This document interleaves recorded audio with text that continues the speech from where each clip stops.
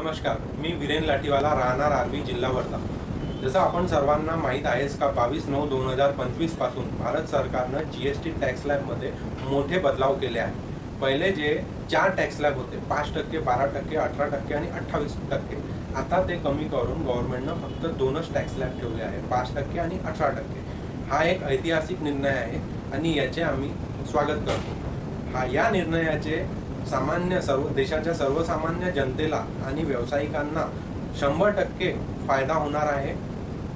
जे देशाच्या सर्वसामान्य नागरिकांना ज्या दैनंदिन जीवनात लागणाऱ्या वस्तू आहे, मॅक्झिमम या वस्तू पहिले ज्या हायर टॅक्स स्लॅबमध्ये होत्या, आता त्या गव्हर्नमेंटनं 5% टॅक्स स्लॅबमध्येच आणल्यामुळे जे दैनंदिन जीवनात जे रोज लागतात सामान्य नागरिकांना वस्तू, त्या स्वस्त होईल। तसेच जे दर महिन्यात व्यापाऱ्यांना, व्यावसायिकांना जीएसटी कंप्लायन्स करावं लागतं। आता ते पहिले जे 4 स्लॅब होते, आता 2 स्लॅब राहिल्यामुळे ते कंप्लायन्स इझी होईल।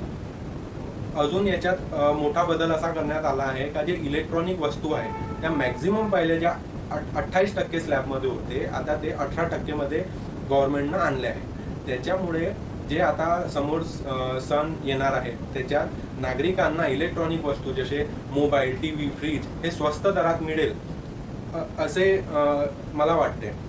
अजून याच्या व्यतिरिक्त मला असं वाटते का गव्हर्नमेंटनं याची जबाबदारी घेतली पाहिजे का हे जे बदलाव केले आहे टॅक्स स्लॅबमध्ये, याचा फायदा सामान्य नागरिकांना कसा मिळेल याची जबाबदारी काहीतरी निश्चित गव्हर्नमेंटनं केली पाहिजे। आणि याच्यात बऱ्याचशा जशा जीवनावश्यक औषधी आहे ते पहिले हायर टॅक्स स्लॅबमध्ये यायच्या, आता ते गव्हर्नमेंटनं 0% टॅक्स स्लॅबमध्ये आणल्या आहे।